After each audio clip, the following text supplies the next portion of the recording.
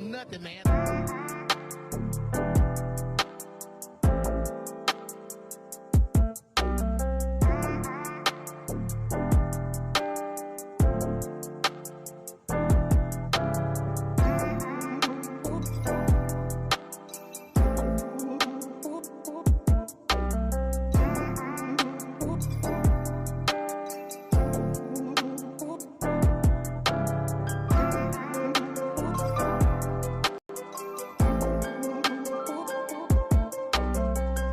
Austin Wild TV, y'all need to get y'all butts in the seats. It's going down this season.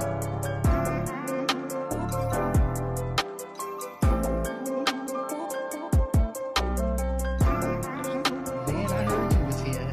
I was sitting over here stalking you over here on the side. I was like, you know, I can't get out of here without getting this interview.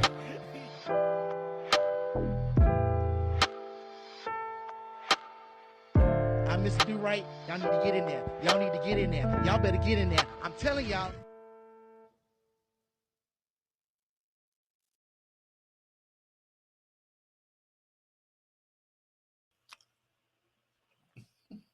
Hey, and welcome to the topic is I'm your host, Kevin Stewart, Mr. Durite, if you did not know, bringing you the hottest R&B and hip-hop artists in Austin.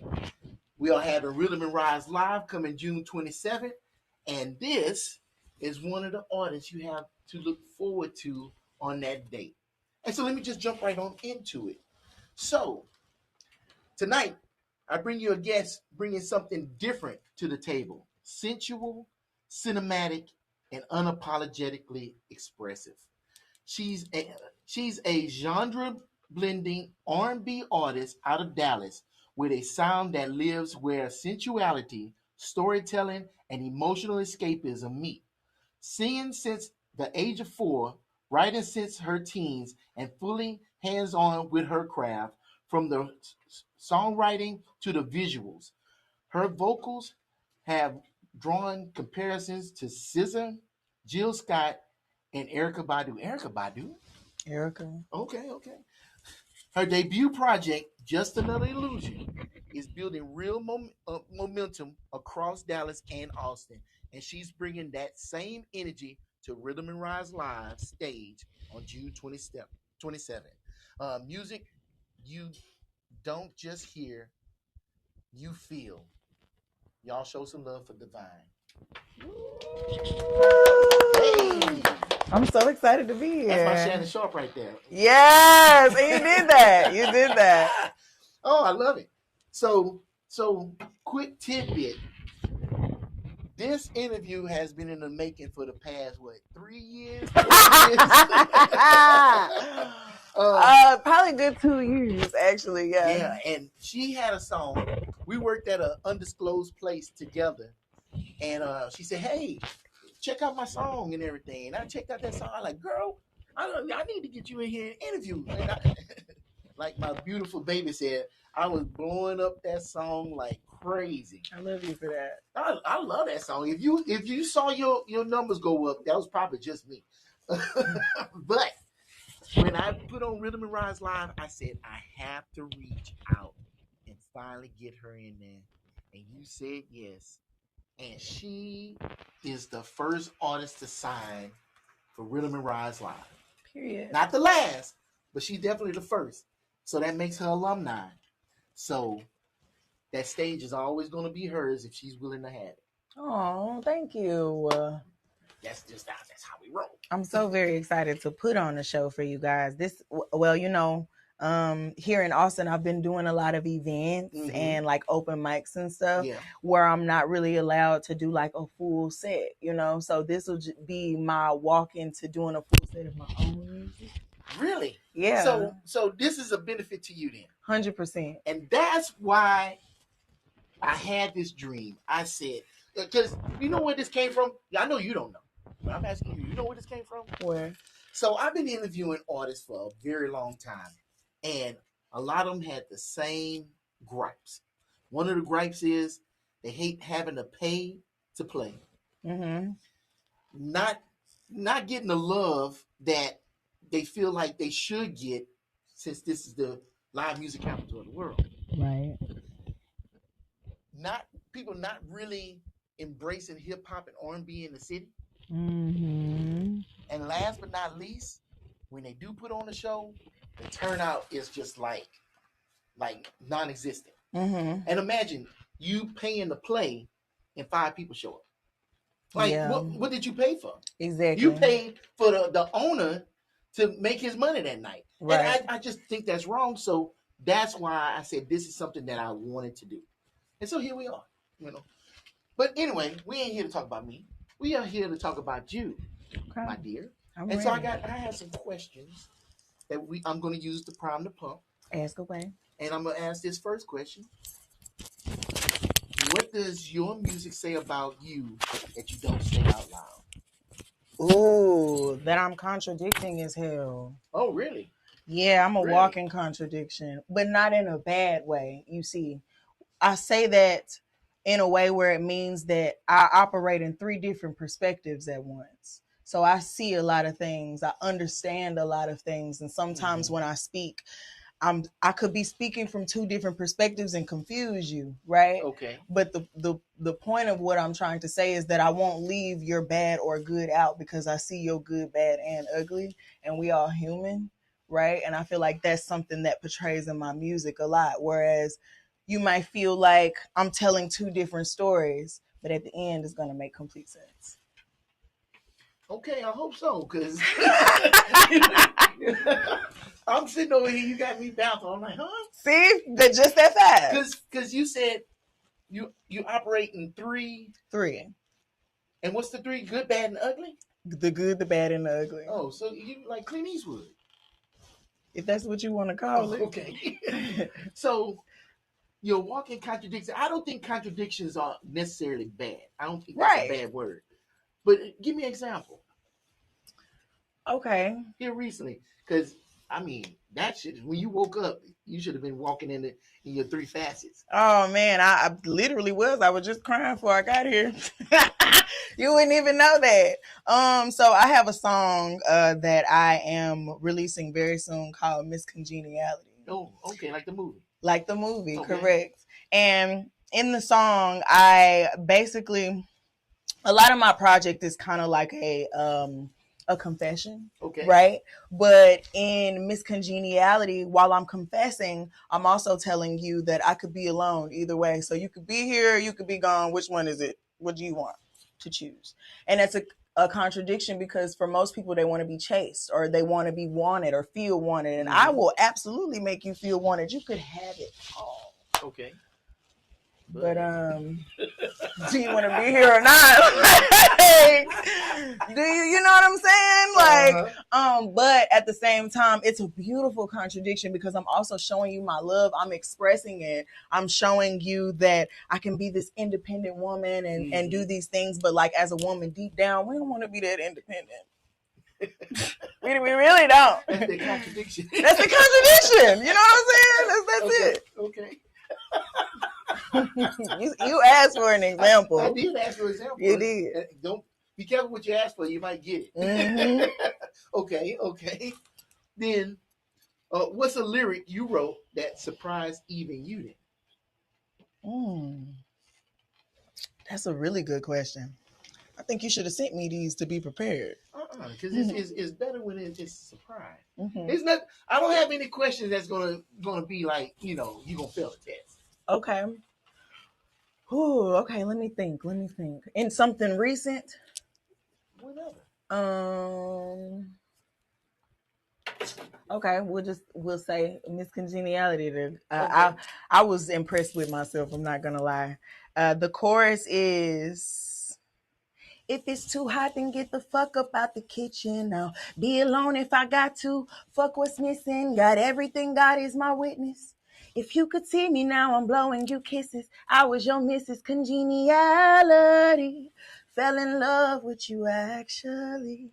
Fighting my conscience, fighting gravity. Now I'm too hot to feel your energy. Come back to me. Huh. Okay.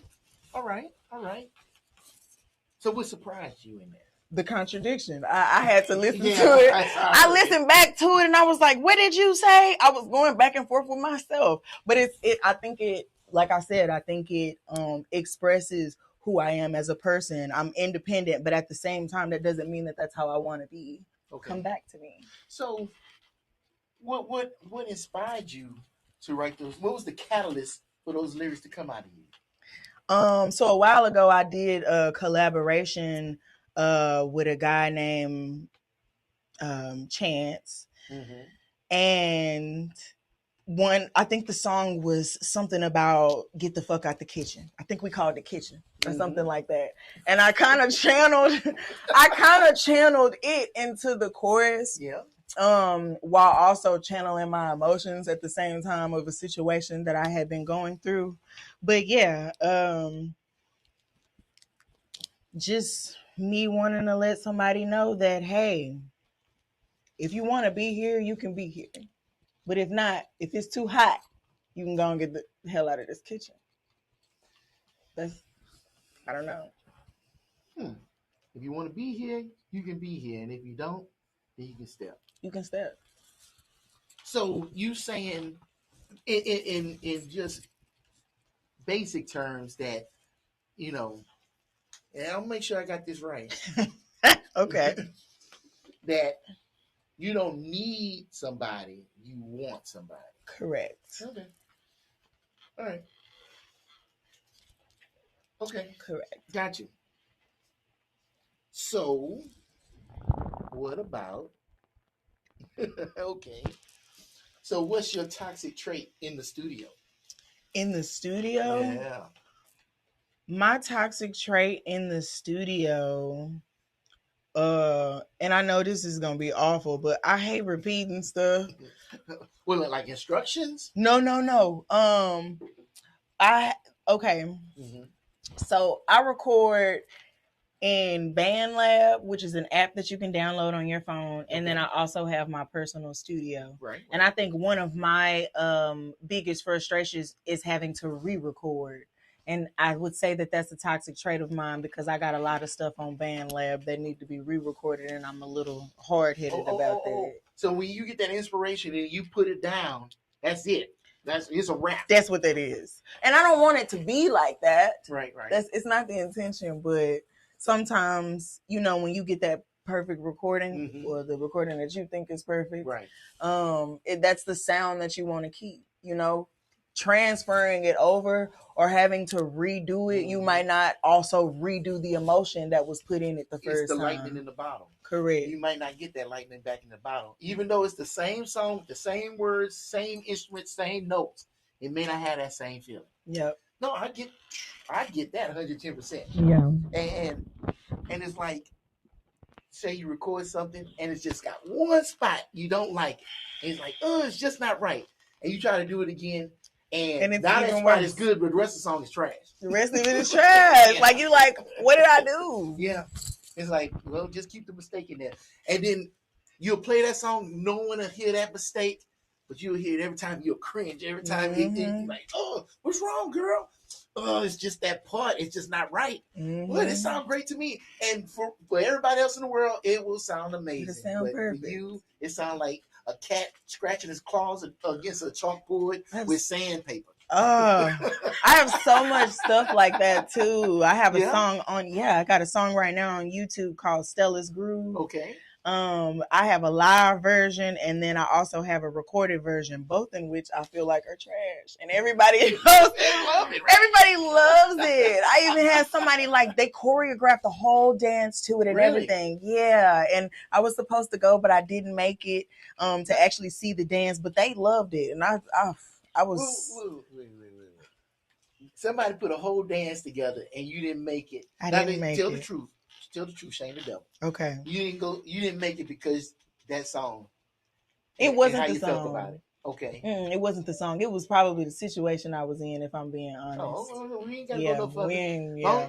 Long as it ain't because the song, because I really wanted to go. Yeah. It could have been at that time. Ain't no telling. It could have been some toxic transportation, whatever. Mm-hmm. Like I couldn't make it, and I felt so bad. Okay. I can't even find their dance on YouTube. Oh, so you just haven't seen it at all? I haven't seen it at all. Look, if y'all made that dance and y'all see this, please upload it or send it to us so she can see this Stella's dance. Groove. You see her heart is broken that she missed that.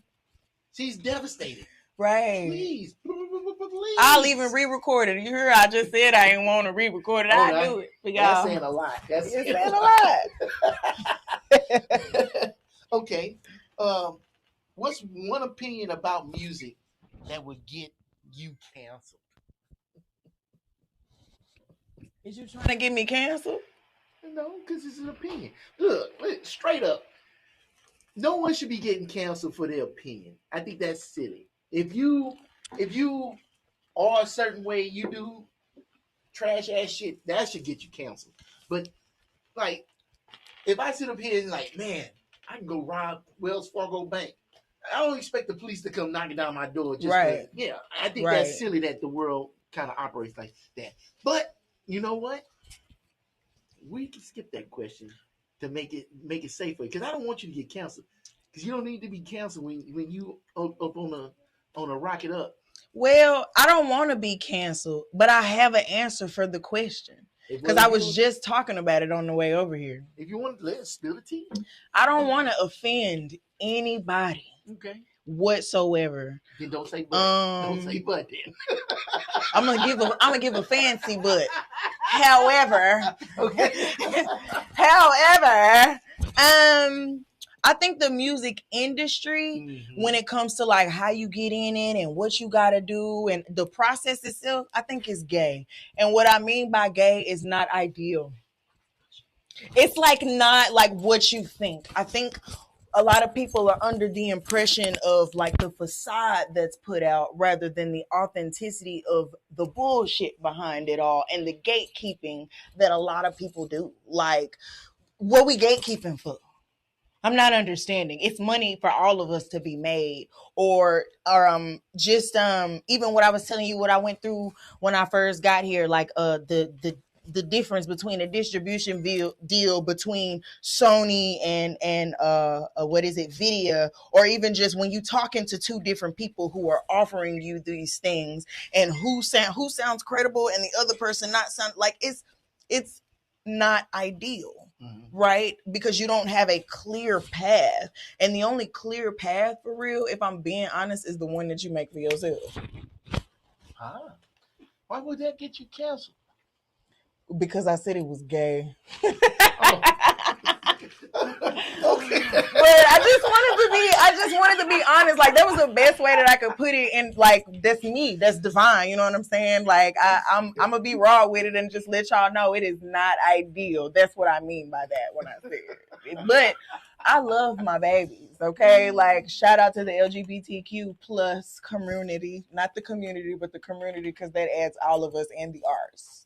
I just want to make it be known that the industry itself is not made for us for real. It was made for the greedy hunger mongers that wanted to profit off of people who are talented. Oh, I think that's the music industry since the beginning, when they was beating on logs. 100%. I mean, you say gatekeepers, like radio was the first gatekeeper to keep a lot of artists from being discovered. Then, the executives and the people pressing the records and everything. It's been like that forever. But right today, do you feel like it's like not as strenuous as it was back in the day? I think it's just being done differently. It's still game. It's the same game. It's just the same game with some different font or something. Like, it's not. Yeah. Now that you say that, because I think independent artists have more tools. Mm-hmm. I think to be successful on one's own is not you don't have to go in debt to do it. Like, there's so many things that you can do just gathering you and your friends, or like just other dedicated people like yourself. Mm-hmm. But for the most part, I think the only thing we did was cut out the middleman. And if you're not smart, you could still get fucked over by the middleman. Yeah, I definitely can see that. But we live in a good time to where you can get your music out there and be heard and 100%. Find your audience.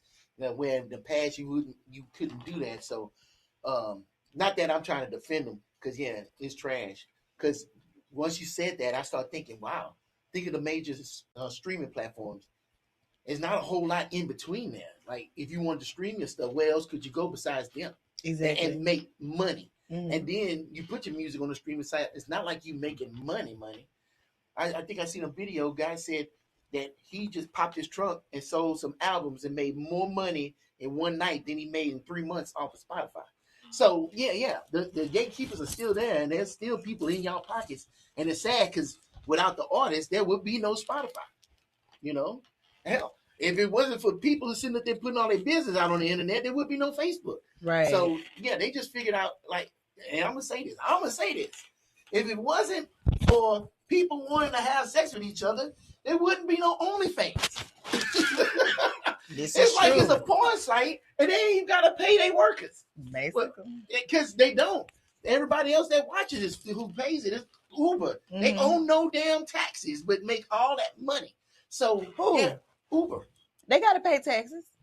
No, they don't own any taxis. Oh, they don't own any taxis. You're right. That's all. If your car break down, that's on you. And it's like, yeah, they just figured out how to make the world the biggest hustle, and they just pimping the hell out of us. Mm-hmm. So yeah, welcome to America. And that's what what's his name was talking about. No, he said this is America. This is America. Yeah, for real. It's just the same game. They just evolved it into something different. Damn. That's it. They changed the name. Now you depressed me, man. Damn. All right. It's depressing. You got to find a happy question in this list. You just got to keep moving forward. That's all. Like, believe in yourself. Create your own program. That ain't no lie. And stick to it. That's why I said that I had to create this platform for artists, because if you sit around and wait for somebody to do it, man, y'all just be sitting out there flapping in the wind. There. So yeah, I get it. But yeah, I've been got it. But I'm kind of lazy. You know what? I'm gonna tell you the truth. At first, I wasn't willing to put my own money into it, and you know, it's easy to go buy a ticket, but it's different when you sitting up here trying to put on a show, because that's thousands of dollars. I mean, I done spent thousands of dollars on this, and I don't care. I should see the studio. I don't care. It's just that's not the reason why I did. I didn't do it like somebody say, "Oh man, well that's an investment." I'm like, it's not an investment. I might as well just took that money and went and put it in the trash can, put it to the side of the road, because I'm not really looking for anything from it. Right. You know what I'm saying? Right. But I think that's a lie too.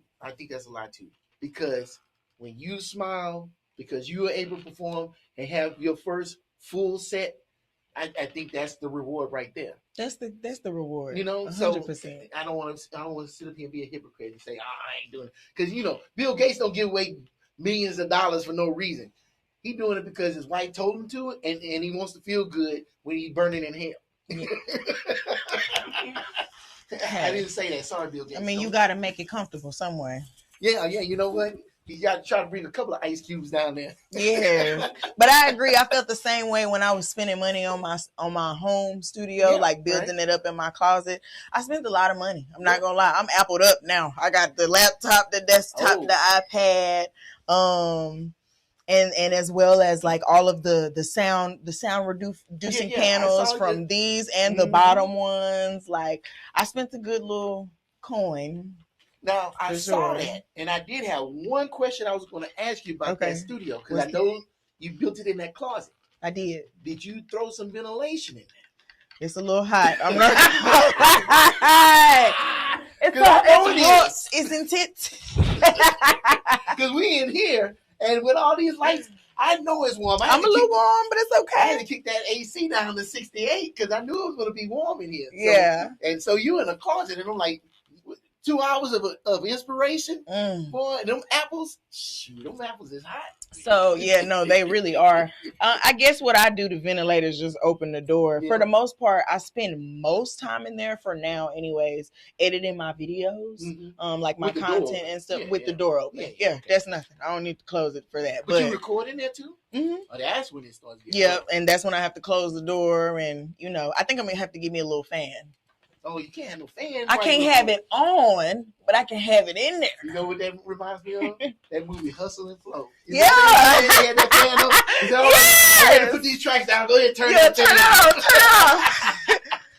on. 100%. That's me. I recommend your door, cut your little square, put your vent, that way you can have air flowing in and out of there.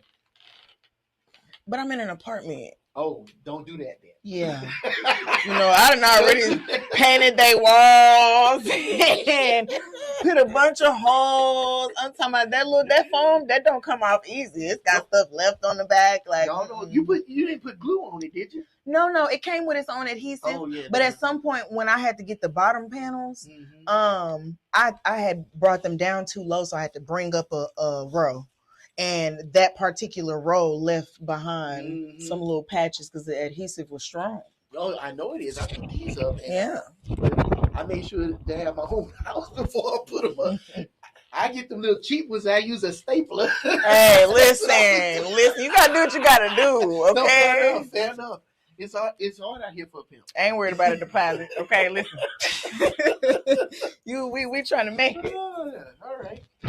So what should viewers feel the moment you come on during Rhythm and Rise Live? What do my viewers feel? What should they feel? How should they feel? They see you come out there looking like glamorous and gorgeous and stuff, and you get that microphone, you start singing. How should they feel? They should feel like it's about goddamn time. Oh! They should absolutely feel like excited and impressed. Yeah. As well as just like the anticipation. Like, my viewers have been anticipating this for a long time. Really? A long time, yeah. Why? Tell me why. Well, I want to say I started taking my music seriously back in like 2018. It's 2026 now. Before we had the jump from COVID, right? So we're living in two separate eras where it feels like two separate lives, and for real. I feel like it's kind of split from what I was working on back then to what I'm working on now, right. As well as like what I have the access to then to what I have the access to now, and just the network and building, more and more on it as I go on. Even having moved out of the city, out of Dallas, and coming to Austin, I think my viewers are looking for more. They're really excited at the fact that, like, okay, you weren't doing this at home. Now you gone and you doing something. Like, wow, like what's next? Sometimes that's you need that change of scenery for you to start blossoming. Right, 100%. Like a flower. Like a divine flower. The one you've been waiting on, like tangled. You said it's about time. I like it. That's what I'm talking about. It's about time. Yeah. I gotta catch my thoughts. You got to keep take your time. Take your time. So, not to get in your personal business. Go ahead. From moving from Dallas to here, was that for artistic reason? Yes. Okay. So, originally when I first came up with the thought to move, I was crying every day for like a month. And I was very depressed because I felt like I had just got out of a bad relationship, but I wasn't moving. I wasn't doing anything. Like, it was just regular life all of a sudden, back to business. You know what I'm saying? And that really made me feel like nothing, on top of having felt like nothing in my relationship. So I was like, that's bullshit. I need a change. What does that mean? I've been trying to move for forever. So originally I was going to move to LA. My godmom, who is a singer for God's Property, which is Kirk Franklin's choir, lives in LA and has been in LA for years, probably like 20 years or something like that. But her and her son live there, and he's an engineer. And I just kind of wanted to go out there and get my foot in her network, and kind of work that out in that way. And I went out there, I started looking for apartments. I found one that I really liked that was decently priced for the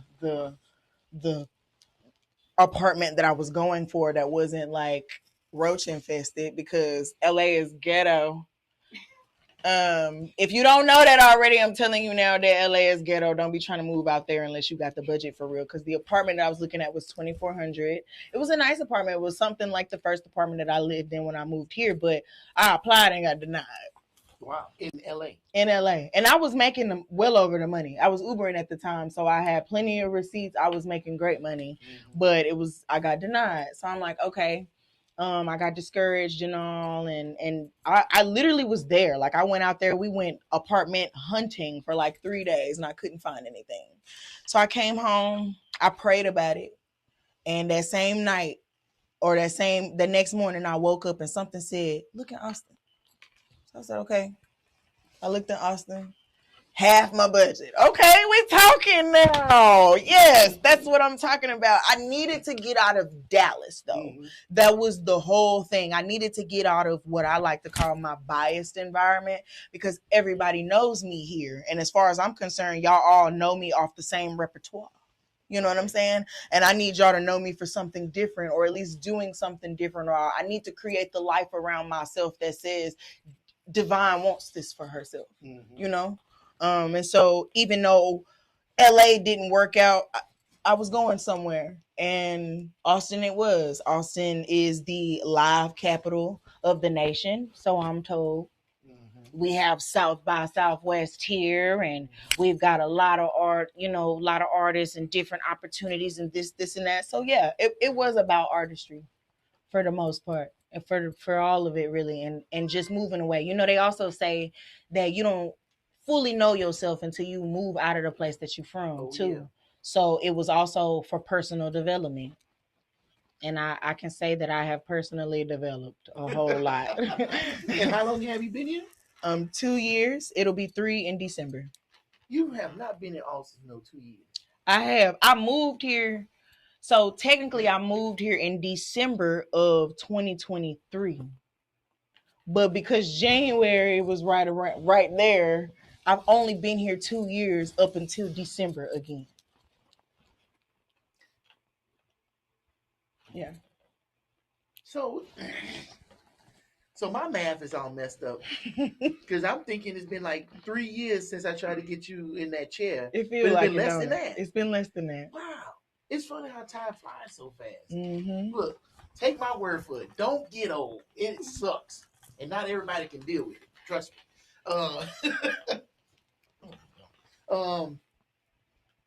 Well, I'm happy with that. That lightened up the mood, because we was really going dark.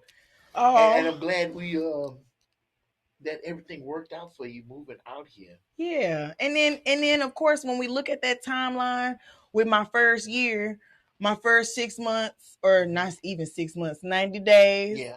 At Samsung. Right, nope, not even. My first 90 days at Samsung, and then transition. Yeah, cut that out. Yeah.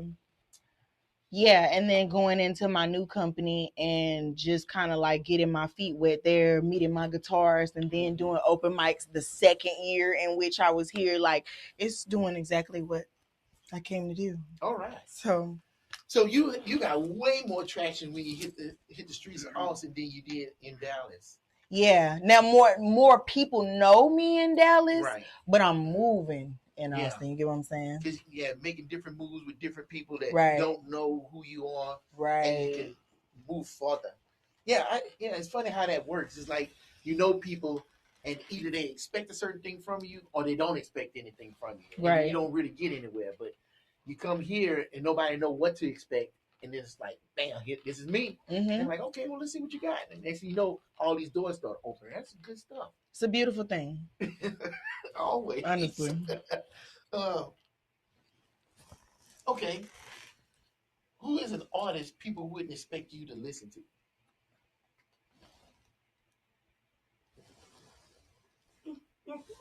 I listen to all type of people. Let's think that you wouldn't expect me to listen to. Yeah. I guess if you didn't know me. Let's just play like a lot of people don't know you. Right.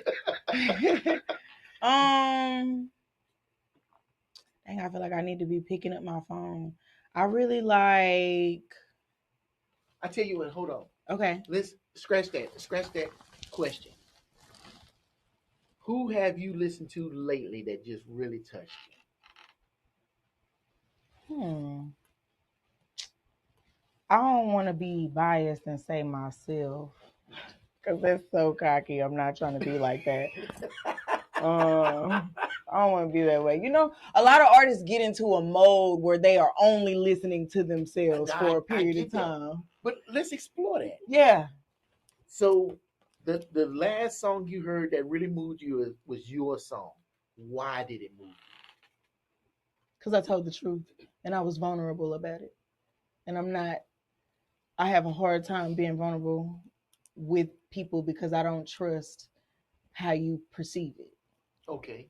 So with your music, do you have a easier time expressing who you are through your music than you do in person just with your words? 100%, because I like my music. Okay. I mean, not that I don't like myself, but I'm like in love with my music. Like every time I make something and I complete it, oh, it's a hit. I don't care what anybody says. If I can listen to it for 12 days straight, so can you. That's just like, that's just like the delusion that I have in my head just about my music. And I think everybody should feel that way, because if you don't feel that way about yourself first, how can anybody else? Right. If you're not your first fan, then nobody else gonna be your fan. Right. Yeah. Right.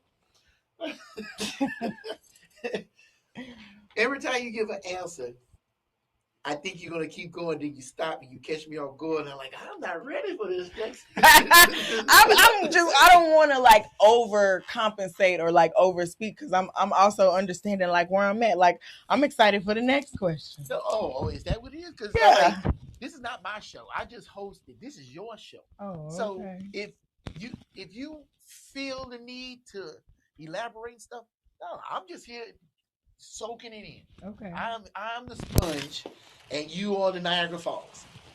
We're gonna Niagara Falls to that. Okay. Cheers. But so you love your music. Oh, okay. I got it. So when you make your music, do you make your music to shock yourself? To surprise yourself? That way you fall in love with it, or you know exactly what you're going to make and how it's going to make you feel?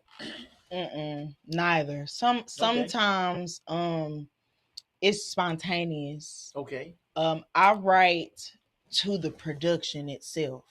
So I look for beats on either BeatStars or YouTube, and that's what initially inspires me. Gotcha. I like to listen to the instruments. I like to listen to the feel. I think one thing that people don't realize is that producers are also artists themselves. Right.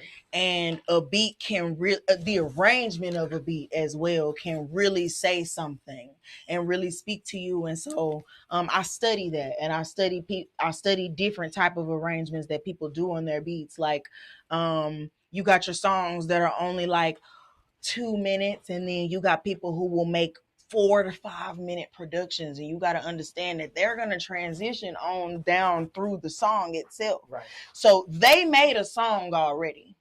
It's my job as a writer, not just a singer, to actually bring out the words that you were trying to say. So basically, they made a picture kind of like paint by numbers. And they got this beautiful arrangement. And now it's your job to color in all of those spots. Exactly. I like that. Exactly. I like that. Yeah. So I'm working with you, working with me. Yeah. And y'all ain't even working together. And we ain't even working together. That's what's up. Yeah. And a lot of times you just get inspiration just going through beats, and boom, you find something. bam, I'm like, oh, let me try something with that. Right. And that's why I say that I'm a blend of different genres, because it doesn't matter what the beat is. It doesn't matter what the genre is. As long as I like it and it's got a beautiful flow to me, I can work with it. It could be in any genre. Oh. We're gonna make it work, and it'll give that divine sound. Maybe I didn't put country on country, but it's probably gave a little bit. You know what I'm saying? It got a little twang. It got a little twang. You know. Same with pop. Like I really like doing pop music, writing pop music, especially because it's exciting. It gets you motivated. I graduated from Richardson High School. Okay, I know Richardson High School. And just RASD in general is very like peppy, you know? And in Texas, you know, we have like our pep rallies and our homecoming with the big moms and things of that nature. So like everything is very like big to us and like making you want to be together and with everybody and having a good time. And so for me, I channel that, especially when it comes to pop music. Like our pep rallies were live. Like we had a great time, not to shut down any pep rallies in like DISD, MISD, PISD, wherever else. You know what I'm saying? Wherever else. All I'm saying is we listen to everybody. Right. We listen to everybody, and everybody got a certain different type of groove to them that I love to play with as a writer. So that's why I would say that. So I feel everything that you're saying. I tried my hand at it back in the day. Okay. But I wasn't as brave as you. I was living in Beaumont and I was trying to make music, and I wanted to put myself out there, but I didn't make that move. So I commend you for doing that. Thank you. And sometimes I sit in front of that keyboard and I just throw my fingers on that keyboard and I hear something, I'm like, oh, and start making something, and I get carried away. Hours fly by. So I definitely get that. The other thing that you were saying about the beats. So me and my lady, we went to hip hop orchestra, and it by candlelight. Oh, at the church. No, it was at the theater, at the Austin Film Society Theater. Okay. And it was nice. Don't get me wrong. The cameras were beautiful. They was up there. You know, they was playing their asses off. I didn't like it. And here's why. Because the whole time I'm sitting up there, I'm listening to it. Because I've been wanting to go. I love orchestra music. I love the sound of the violin. I play the violin. Oh, look at you. I just wanted to throw that in there since we were saying. Absolutely. So the whole show, I'm sitting up here saying, why do I not like this? They playing songs that I love. 90s hip hop, you can't beat that. And then it dawned on me right towards the end. The thing that makes hip hop is the beat. And a lot of those beats, like you said, those producers, they put these beats together on purpose. And then these guys come in here with their lyrics and they complete that song. And that song is not complete without that producer's beat to it. So, and I know you're the one asking the questions, but when you say the beat, what about the beat? Is it the drums? But see, and it's funny because we don't say, oh, you didn't say, oh, the music. You said, I go on there and look for beats. Well, I also said that I'm listening. I like the instruments. I like to listen to people putting things together. Like you're composing at the end of the day. Right. And it's still music at the end of the day. Right. But we don't call it music. We call it beats. Yeah. Because that's the thing that really moves us. When they play Sipping on Gin and Juice, right? Okay. And you can hear it. Yeah. But you don't feel it because that beat, when that beat comes on, how many 90s hip hop songs you heard and just the beat starts and you're like, oh, that's my jam right there. Yeah. It's a, what's the word that I'm looking for? It's familiar. Oh, but it's almost like in our culture, the main instrument to our music is the drum. Yes. And we've learned how to take that drum and create music with just that. Yeah. You know what I'm saying? I remember being in high school, we just beat on the table and we was in there jamming. You know what I'm saying? With a pencil in your hand. Just going at it. Or beatboxing. You know what I'm saying? And so that's the thing that was missing. And that's why I just couldn't get into it. even though I love the whole situation, and I think, and all I'm saying all that just to go by what you're saying is that when you find that beat, and you're like, wow, that's the beat, I want to help complete that. That says a lot, because you singing a cappella without that beat, it still sounds good, but it's like something is missing. You know, it's funny that you say that, because I get that same feeling sometimes when I'm performing, doing open mics with just my guitars. Even he notices that, like, we need that percussion. Yeah. You need those drums. You need that to kind of follow, because it gives it a completely different feel. Don't get me wrong. An acoustic version is always beautiful. Yes. It softens things. Yes. But sometimes you want to hear the real. You want to hear that heartbeat behind the feeling of the song itself. Yeah. I got you. And when we left there, I told my lady, I said, it's funny how every black hip hop orchestra still has the beat. Every hip hop violinist still has the beat. Even if it's a track. Even if it's Mozart, it's going to have a beat. You right. You know what I'm saying? You right. And then when you hear it, you're like, oh, this is Mozart? Because what's the first thing we're going to do? We're going to like, oh, move them shoulders. What's that? you can't help it. It's in you. And when we was there, listening to the orchestra, and you could feel the audience, but you couldn't. You felt people wanted to just like, oh yeah, but they couldn't do it. And not against them, they were great artists. Yeah, it's something about that just moves you. So when you said that moved me, and that's what I thought about. So I thank you for that. Absolutely. I thank you for that. Maybe you should go and, this is just for reference, but maybe you should try like a bigger orchestra. Like, there are orchestras, or I guess they would call it a full orchestra, where they also have the band instrument, percussion, and the horns and things of that nature. You would get the full feel like that. So we went to go see Black Violin. Oh. And that right there was the one. That was it. And what's crazy is two guys on violins.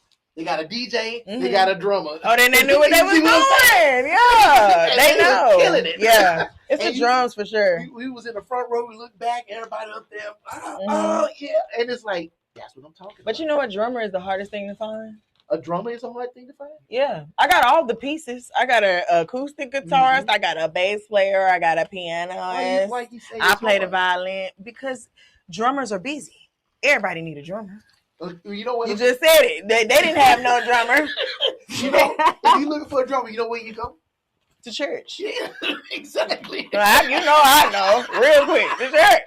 But you need to go to church. But nowadays, because of the way that the world is working, like the people in church, they got something to do already. They scared. They booked. Oh, well, yeah, because you can't find them. That's why you can't find them, because everybody at church looking for them. Yeah, but listen, if you are freelancing, you a drummer, please come see me on my Instagram. Is I am DVINE, DVINE. Don't add the extra I _ I'm looking for a drummer ASAP. Thank you. And then you could possibly perform with Rhythm and Rise. I'm just saying. Just saying. But we're not saying, but just saying. All right, well, I tell you what, we're gonna wrap this up. Okay. So my final question to you is, what is it that you want us to know? I want y'all to know that Just Another Illusion, my up and coming project, is on its way. It's coming very, very, very soon. I have realized that I don't really like giving dates, because y'all's anticipation is quick. Y'all quick with it.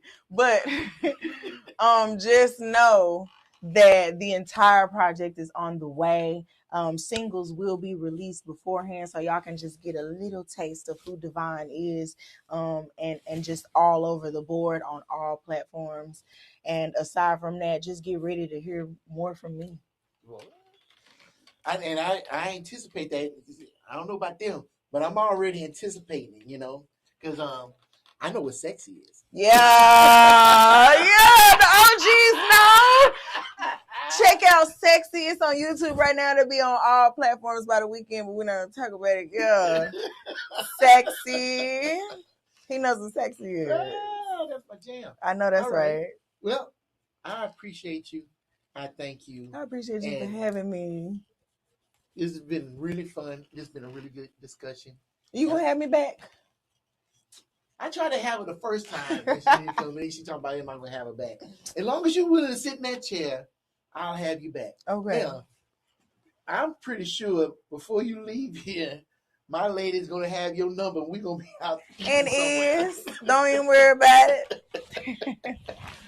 Or she's gonna be cooking you a 5-course meal. One of the two. I know that's gonna be happening. So this ain't the last time you're gonna be strolling through here on this camera. Good. So I appreciate you. I appreciate everybody that's here. And I appreciate you because there's a million videos out there that you could be watching. But you chose to watch this one. And we appreciate you. This is the topic is, I'm your host, Kevin Stewart, Mr. Durite. You did not know? And until next time, peace.